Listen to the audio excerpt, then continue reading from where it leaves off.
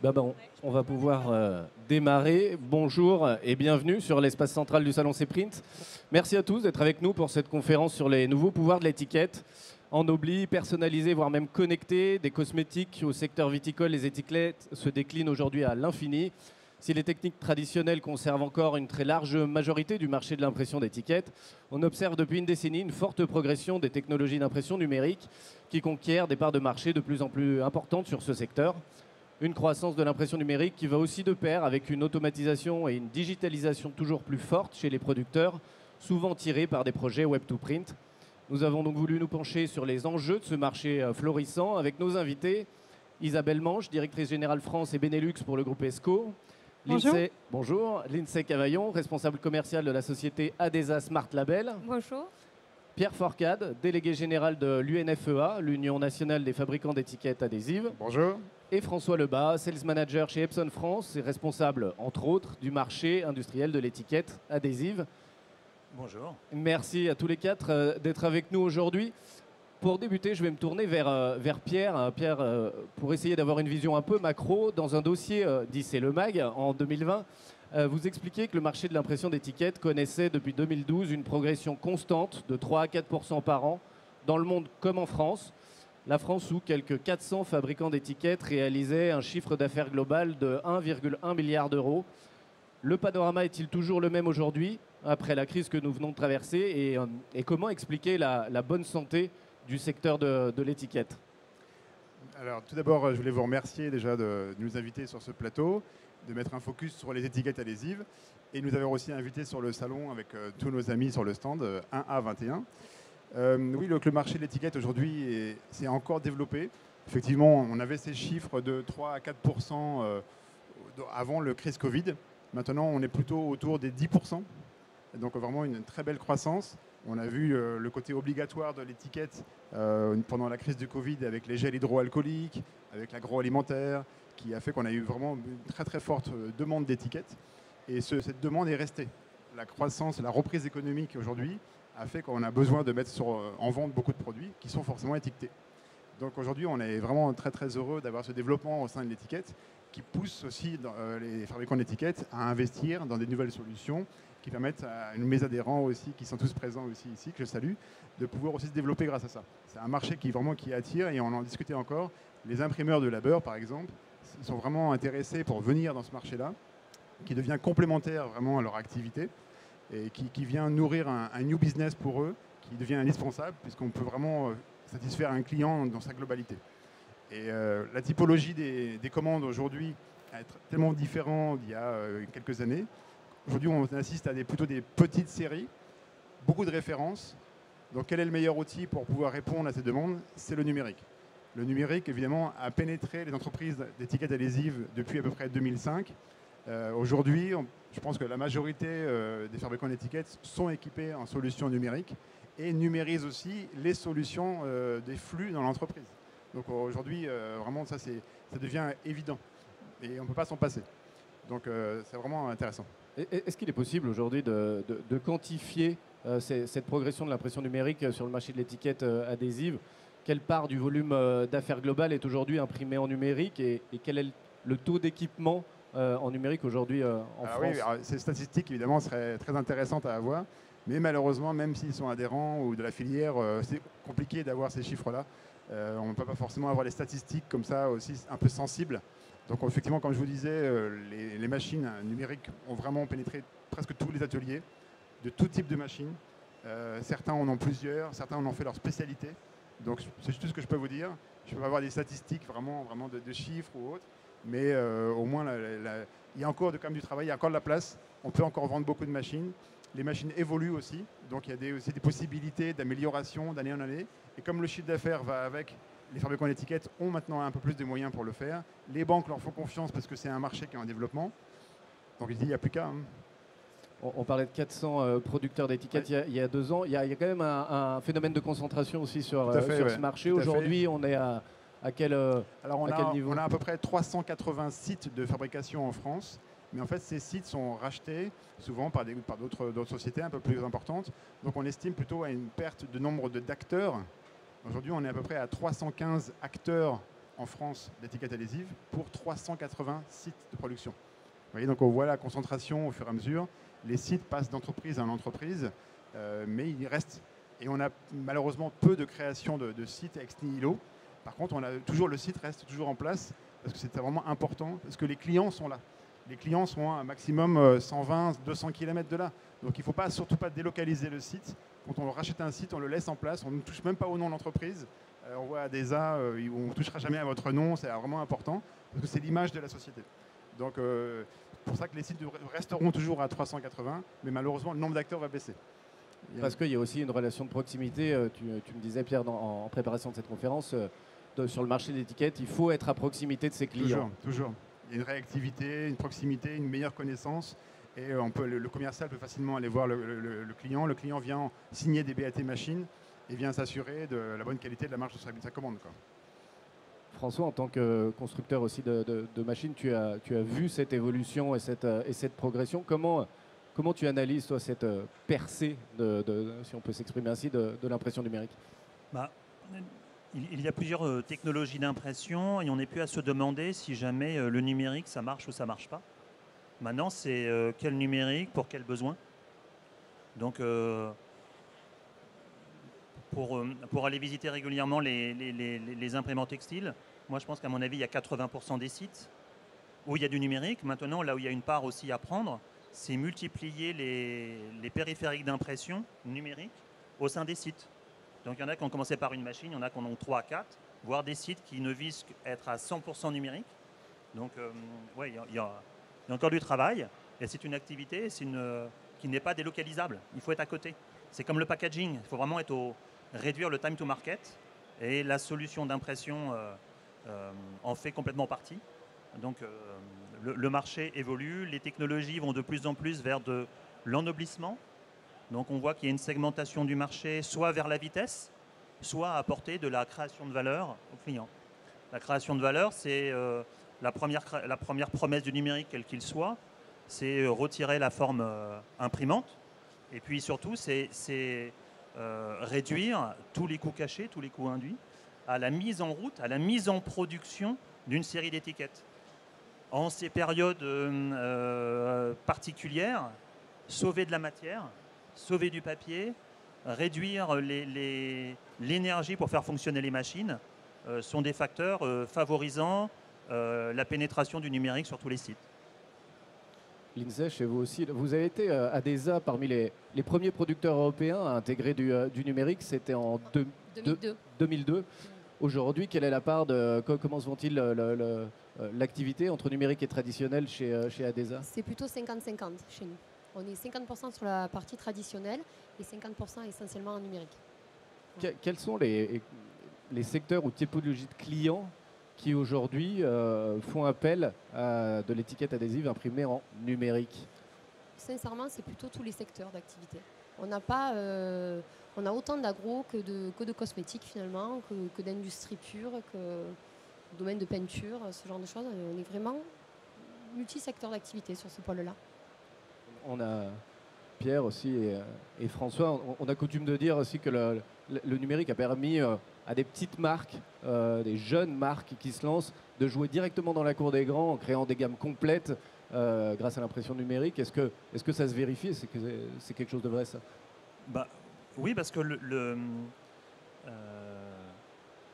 volume nécessaire pour lancer une production en numérique, c'est 10 étiquettes, 100 mètres, 300 mètres. Donc la marque qui se monte, elle peut changer son habillage, elle peut tester ses clients en changeant régulièrement son design. Donc elle peut vraiment se lancer très simplement avec une qualité premium. Donc c'est pas du moins 10 ans. Donc, et on s'aperçoit que même les packaging des marques déjà installées, régulièrement, ils changent leur habillage. Ils vont faire des tests clients. Donc le numérique est précieux pour toutes ces On l'a vu dans raisons. Pour les brasseries artisanales, pour tout ce qui est cigarettes électroniques, les confitures, etc. Mais Isabelle va nous en parler aussi.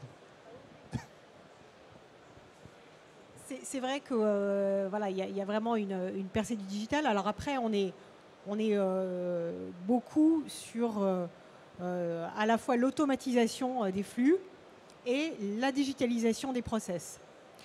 Sur l'automatisation des flux, l'idée c'est qu'il y a pas mal d'outils en fait qui sont aujourd'hui installés chez vous, par exemple. Et ces outils, ils sont manipulés toute la journée par des équipes. Et en fait, on va automatiser l'utilisation de ces outils. Donc l'automatisation, ça va permettre de standardiser en fait le niveau de qualité, quel que soit l'opérateur. Ça va permettre du coup de répondre aux attentes de qualité des clients finaux, aux normes de qualité attendues. Ça va permettre l'automatisation, bien sûr, d'être meilleur en termes de productivité. On a des clients qui font plus 30% de productivité, plus 4 heures de production par jour quand même, grâce à l'automatisation, donc c'est énorme. Et puis surtout, en fait, on va aussi avoir une capacité à libérer du temps pour les équipes et à les mettre au-delà des tâches répétitives sur des tâches à valeur ajoutée, des tâches qui vont permettre d'apporter du service au client final. Donc voilà, beaucoup de points en fait, beaucoup de bénéfices à mon avis qui sont apportés par l'automatisation. Et on le voit aujourd'hui, hein, je veux dire, il y a eu un véritable essor de l'automatisation. On a chez ESCO plus de 4000 sites à travers le monde qui sont installés en automatisation. Donc vraiment très, très fort là-dessus et on continue à le faire. Hein. Chez ADESA, vous êtes complètement là-dedans aussi, dans l'automatisation. Et puis aussi dans des étapes ultérieures de digitalisation, mais peut-être qu'on y viendra après. Et l'automatisation permet une plus grande intégration du numérique dans un flux global avec la complémentarité du conventionnel. C'est-à-dire que ça permet vraiment d'intégrer les technologies et dans un atelier de pouvoir avoir le même rendu, la même qualité dans un flux qui est automatisé, à savoir avec entre des presses conventionnelles et presses numériques. On n'est plus dans l'opposition. Oui, Ça pouvait être il y a quelques années avec le début du numérique où c'était un peu un état dans l'état. Maintenant, il y a une uniformisation et je pense que c'est un réel progrès qui banalise le numérique. Ouais, et c'est une bonne chose, c'est un outil comme un autre. Exactement, et je pense que justement pour nos clients, hein, pour tous ceux qui produisent de l'étiquette, c'est une valeur énorme parce que ça permet de gérer au mieux économiquement l'entreprise en servant de manière toujours qualitative le client, en respectant le cahier des charges. C'est-à-dire que le client, au final, il achète une étiquette avec un niveau de qualité et c'est son prestataire qui va choisir l'outil de production en fonction de la disponibilité machine, des équipes, etc. Enfin, tout un tas de notions économiques aussi liées à la gestion de l'entreprise. Donc, il y a vraiment, je suis complètement d'accord, une belle complémentarité. Il n'y a pas d'opposition, en fait. C'est vraiment une corde de plus à l'arc, finalement, de nos clients, de pouvoir dire, effectivement, avec des outils colorimétriques, on arrive à gérer des rendus colorimétriques qui sont très semblables d'une technologie à l'autre. Il n'y a pas d'outil universel.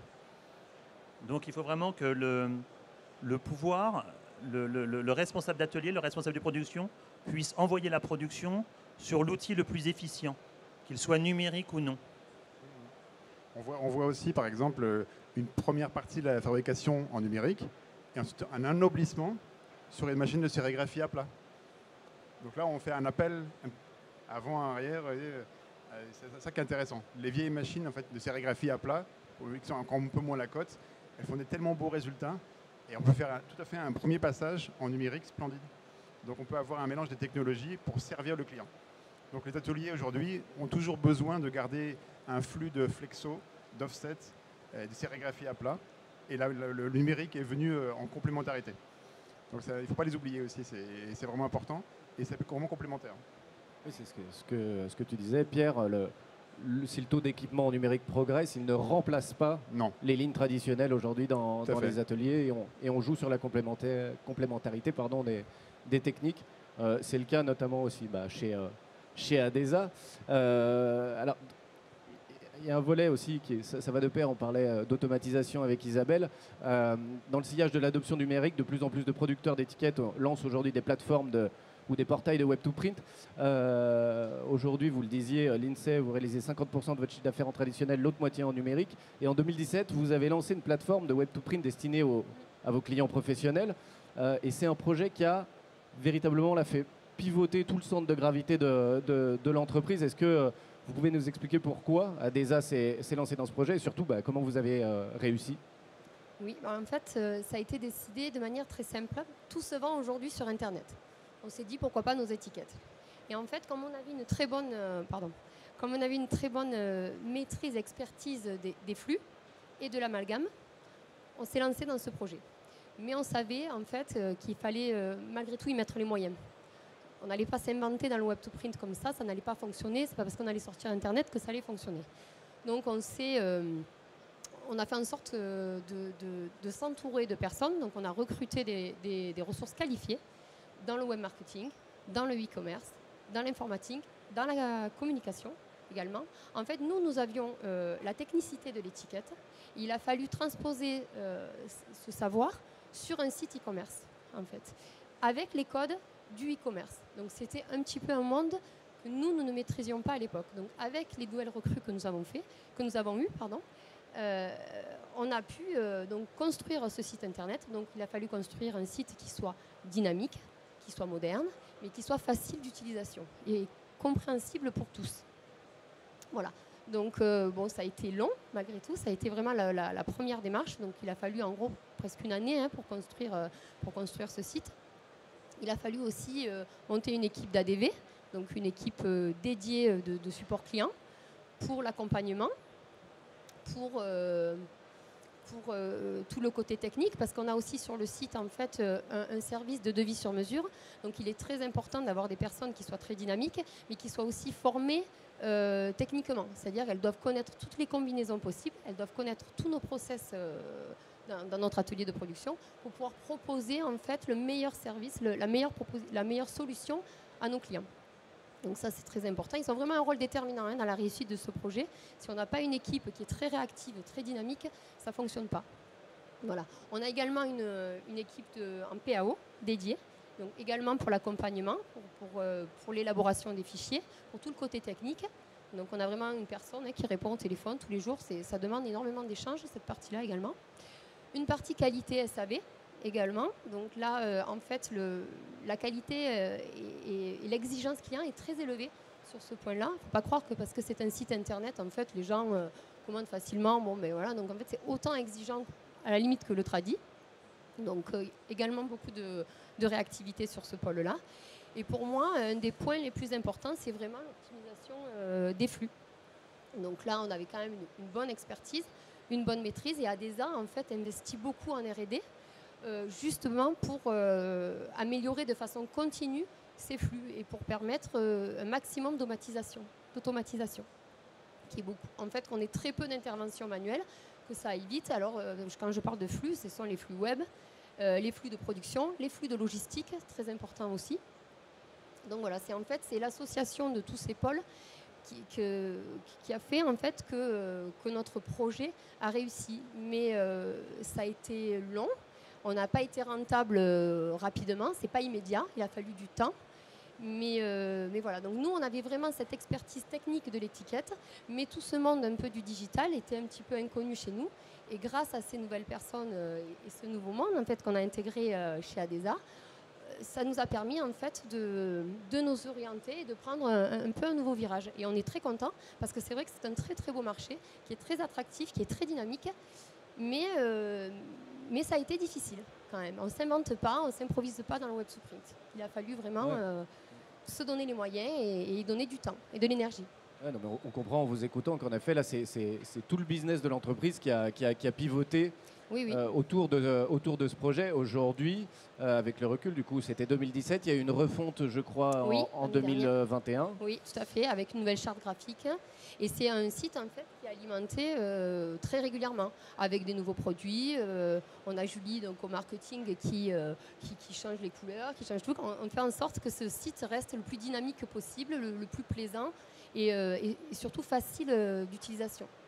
Et aujourd'hui, du coup, comme je le disais, 5 ans après, quelle part du volume d'affaires est générée par la plateforme ? À peu près 30%.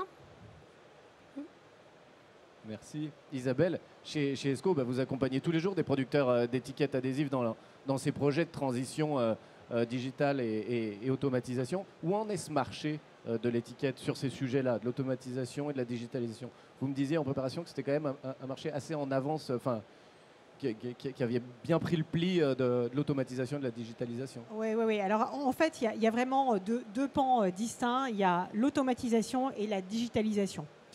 L'automatisation dont on parlait tout à l'heure, nous, on le voit, on a beaucoup de clients en fait, qui sont là-dedans. Le marché commence à être assez mûr, même s'il n'est pas arrivé à maturité. Mais on a aujourd'hui, j'allais dire, au moins 60% des clients qui sont déjà là-dedans. Voilà. Donc là, on va parler d'automatisation effectivement des tâches. L'INSEE parlait effectivement des process où, depuis l'entrée de commande jusqu'à la production, on va automatiser sur cette partie-là et ça va permettre de gagner en qualité, en rapidité, en efficacité.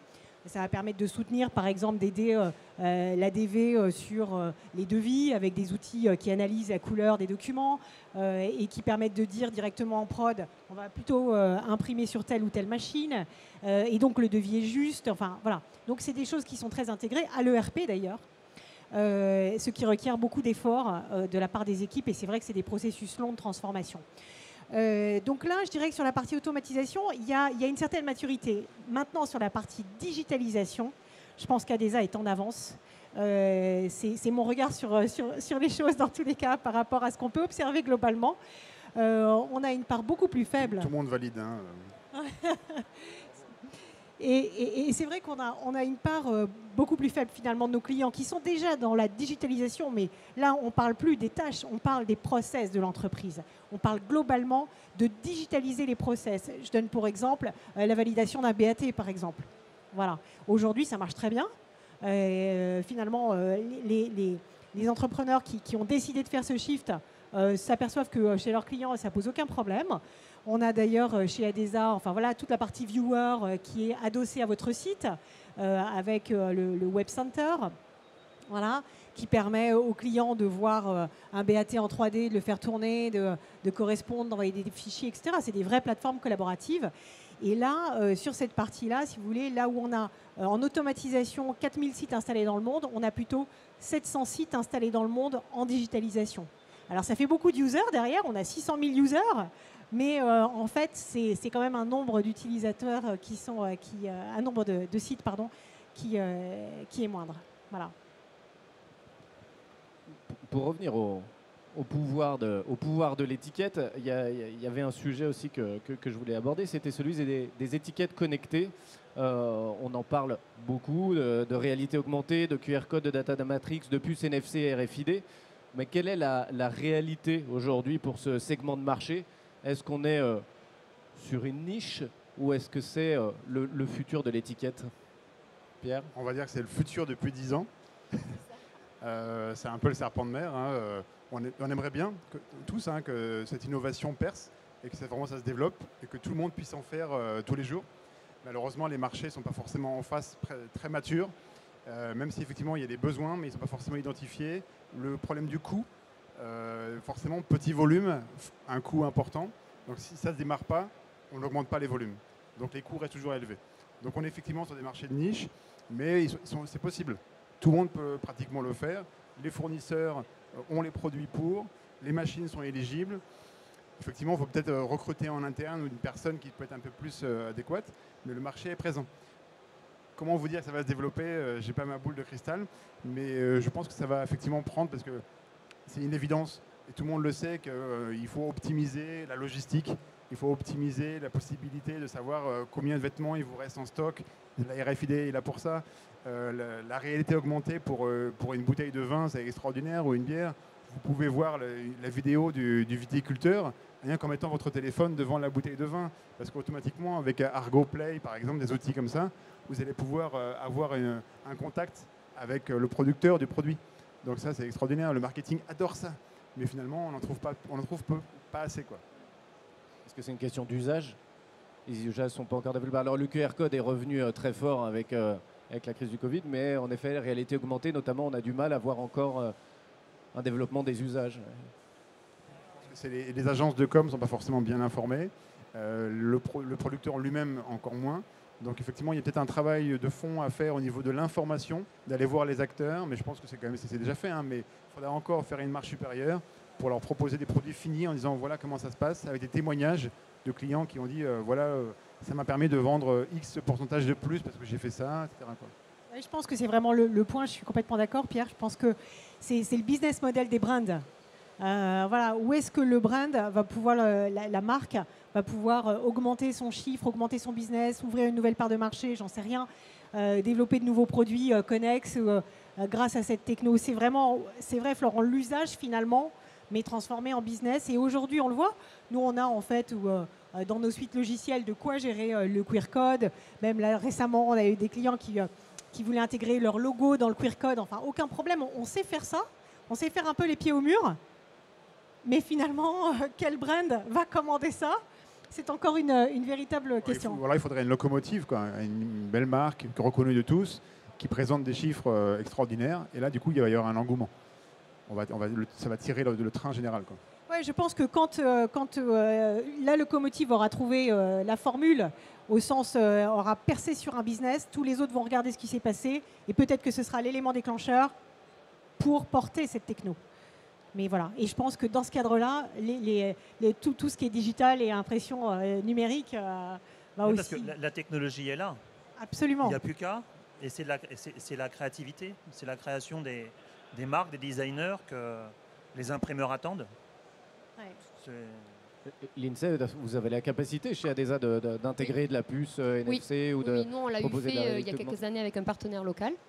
On ne fait plus aujourd'hui, mais oui, on est totalement équipé pour le faire, hein, sans souci. Mais on n'a pas forcément le marché Vous n'avez pas le aujourd'hui. marché, ouais. Non. Ok. Non, non. Donc ça confirme. Ouais. Non, non. Et tu parlais de créativité, en effet, François. Est-ce que c'est la même chose pour une autre arlésienne un petit peu? Je devrais peut-être pas dire ça sur un salon comme Cprint, mais la donnée variable.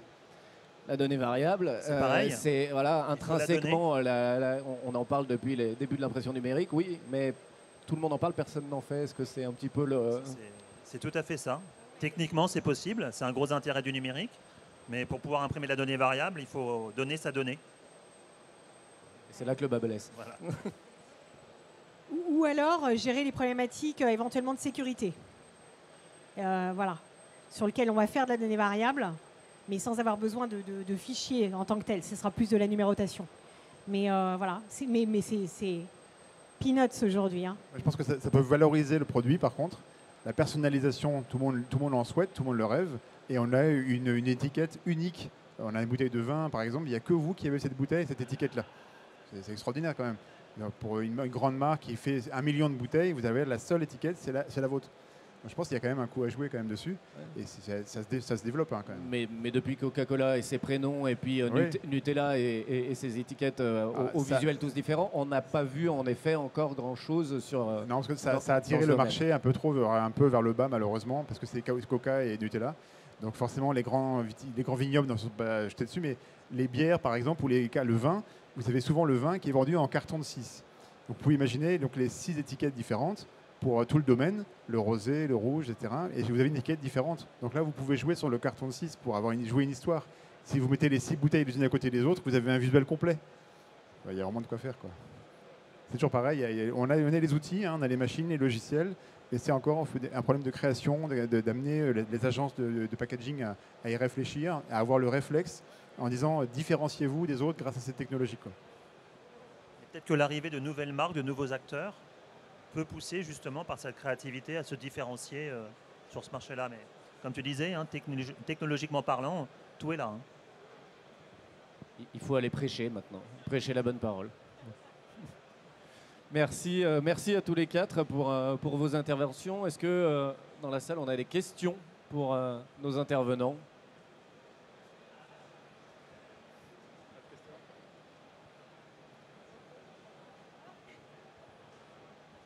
Bonjour à tous, merci. Alors moi, c'est une question plutôt technique. Alors je ne sais pas s'il y a vraiment la réponse, mais je me pose la question des colles, des différentes colles dans les adhésifs. Qu'est-ce qu'il y a de nouveau ? Parce que moi, on me parle aussi pas mal des colles pour la consigne, des étiquettes de vin, par exemple, parce que je suis là-dedans, je fais de la créa d'étiquettes de vin. Et du coup, j'ai des vignerons qui veulent faire de la consigne Et je me demandais, même ceux qui ne veulent pas faire de la consigne, est-ce que c'est intéressant d'avoir des étiquettes qui se décollent facilement? Oui, l'adhésif existe depuis très longtemps, l'adhésif enlevable, et ça fonctionne très bien pour la consigne, hein, effectivement. Avec de l'eau chaude et d'un peu de soude, l'étiquette s'enlève très facilement. Donc on a un produit qui est très propre. Et si vraiment la consigne n'est pas forcément l'objectif du vigneron, le recyclage du verre aussi se passe très très bien. Donc ça, il y a une grande maturité par rapport à ça.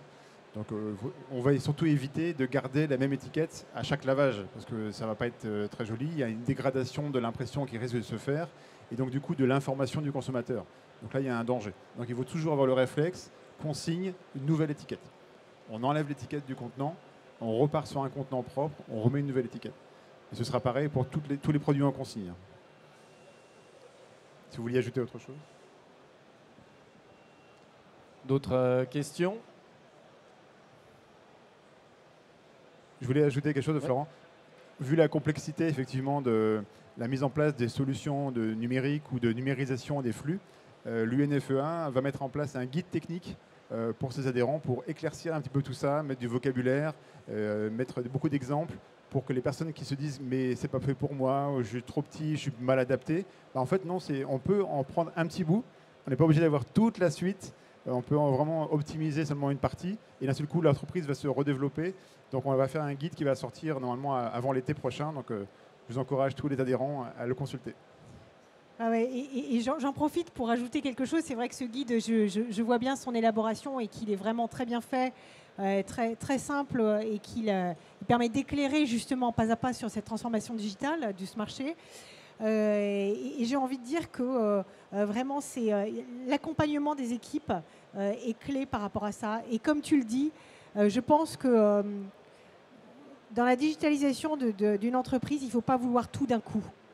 Il faut y aller step by step. Il y a des étapes à respecter qui sont des étapes nécessaires à ce que les équipes intègrent en fait, s'approprient en fait les changements. Parce que moi, je parle pour ESCO, évidemment. Nous accompagnons des clients comme Adesa au long cours. On est très présent. Quand on est sur des projets, on a des équipes, mais on a surtout une équipe client dans laquelle on désigne, nous, on choisit avec le client un champion. Parce que c'est de l'intérieur que vient le changement, c'est de l'intérieur que vient la transformation, parce qu'il faut à la fois transformer et assurer la prod. Donc, il ne faut pas faire d'erreur, il faut prendre son temps, il faut découper le gros gâteau en petits morceaux pour qu'il soit assez digeste par tous. D'ailleurs, je crois aujourd'hui tu fais venir Sylvain Marchal. Oui, absolument. Alors, Sylvain, on va le voir sur le pôle, effectivement, le village numérique. Il témoigne en fait là-dessus. Société AG3M. Hein. Société AG3M, pardon, effectivement, donc fabricant d'étiquettes, voilà, qui a un flux complètement automatisé. Et il explique bien justement les choses step by step.